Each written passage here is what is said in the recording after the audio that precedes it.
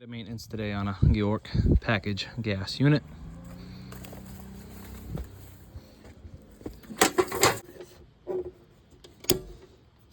It's number 5 and 6.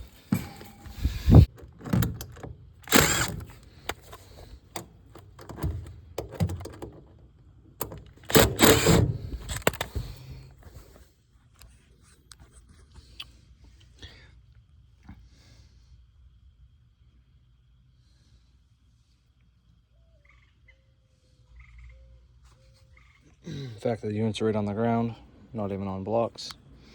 It's just sinking itself into the ground. And then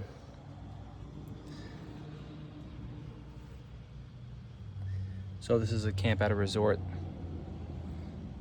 This is LP gas, so it's used mostly for AC. But sloppy installs. So we got some pretty good burnt up wiring. I have no idea what's going on right now. I actually haven't even touched anything, really just visual inspection at this point. Matter of fact, look at that circuit board. Yeah. So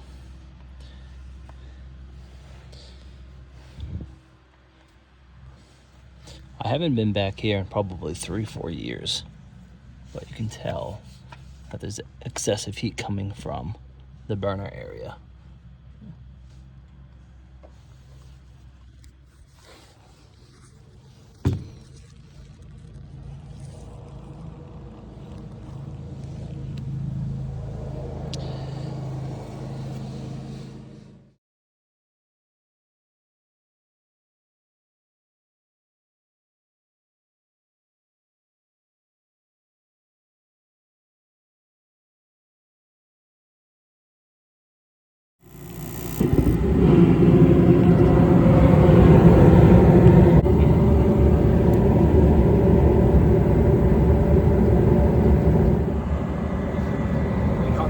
Line. Okay, I didn't install it. Did not install it.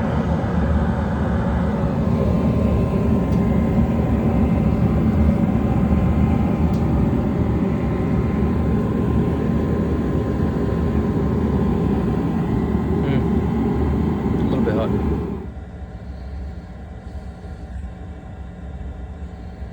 Supply temp. 180 is the max, so we're still 40 below that.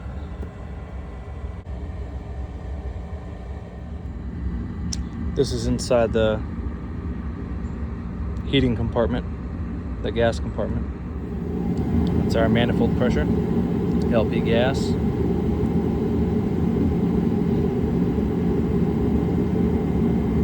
See anything that anybody would have put on for the conversion kit? No.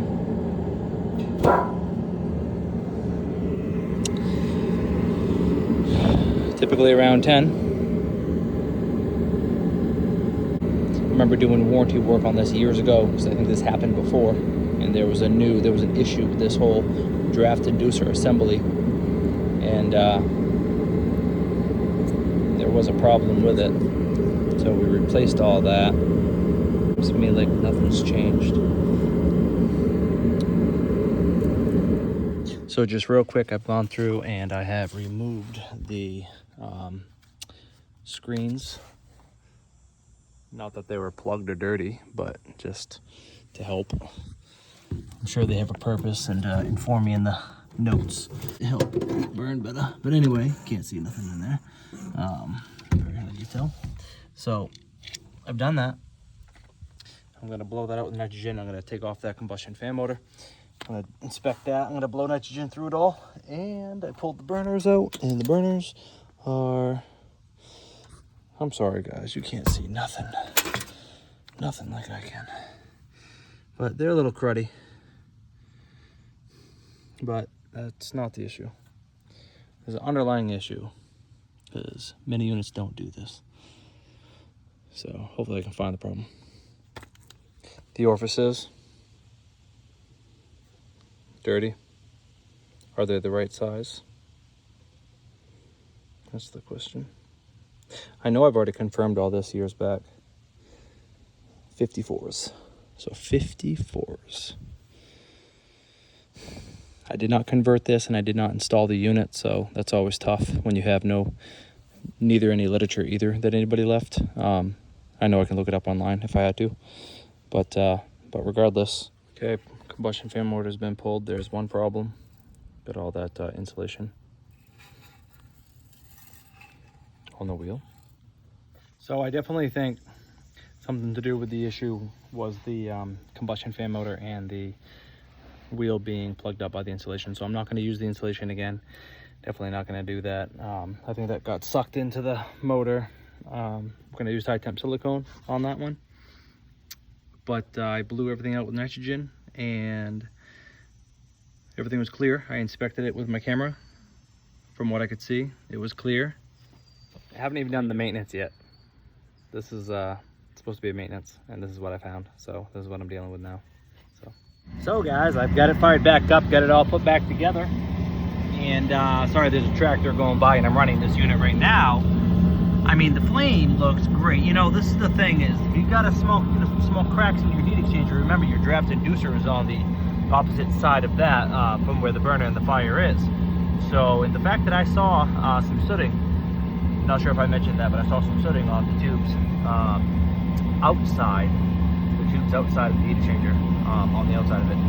So, I mean, there's a chance there's some fractures in that heat exchanger, and that heat exchanger, possibly from the recall issue it had before, took quite a hit. So, could still be a heat exchanger issue, but I can't prove it. I can't find the leaks. So, the conclusion for me is that, I mean, it is building up heat, but the conclusion is that there's still a problem with the heat exchanger, as in it has been overheating. So either this thing's been running like it's been overfired due to maybe from the factory. They've got some manufacturer issues in this unit where you know, could have been one of the ones that wasn't designed proper. You know, certain holes aren't big enough. My manifold was 9.7, so I'm not even at 10. Typically I'm around 10 on these. Correct me in the comments if I'm wrong. As for all this electrical repair, everything is working as it should be, even with the surfaces of the wires being all burnt up. It's not causing a problem at this moment, but that's going to be an additional repair times for me to fix all these wires. But I need to also know that I've got the problem at hand fixed. This happened 3-4 years ago, issues, and I remember replacing that whole inducer kit. You know, so I'm really baffled. There was something to do with the air movement, the flue gas movement of this unit. That was a problem. There was a recall. Warranty fixed it, supposedly, but I don't see a fix here. I see they gave me the new parts. It's been a long time. I can't remember details exactly, but yeah, I'm not satisfied. The flame does look good for propane gas. I mean, I got some yellowish in there, but nothing, you know, that would be abnormal for propane gas. There's still, I can feel it. There's still excess heat there. And I know once I close that compartment up and I close that panel up, it's going to get even hotter. It's going to keep smoldering things. But I just feel like this unit's not over with. Anyway, this was supposed to be a maintenance today, and I am actually here messing with this whole combustion side of things as we're approaching the fall.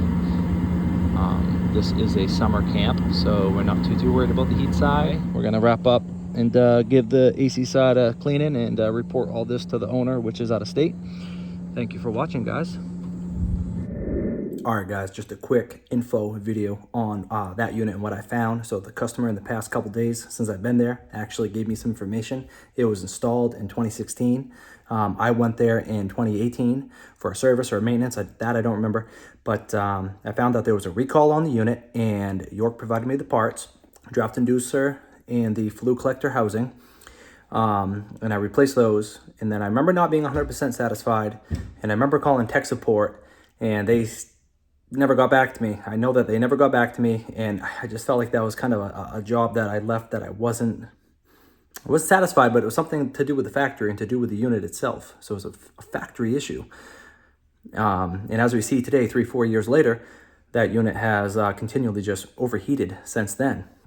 But anyway, so nonetheless, the customer and I, we both agree the unit's not worth doing anything further with. So the unit's gonna get replaced. I don't work for Bryant or anything like that, but I do prefer Bryant. I like Bryant. So I'm gonna put in a Bryant 2.5 ton. That's a 3 ton. The place is only 800 square feet, maybe 850, and it's a camp. So it's like a small trailer. And I'm gonna go down to about 60,000 BTU input on the heating side. Right now it's at about 80 to 90,000 BTU input, if I recall.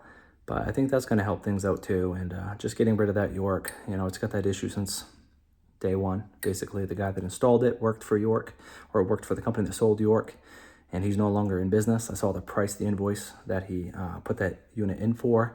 So it's not a very good feeling thing. And that heat exchanger as well has taken a hard hit. It's discolored, and you know, it's obviously got fractures. And so yeah, there's a time to replace things and a time to repair. So in this instance, it's a time to replace it. So I hope you guys enjoyed the video today. Please like and subscribe, and I'd appreciate that. And have a good day, guys.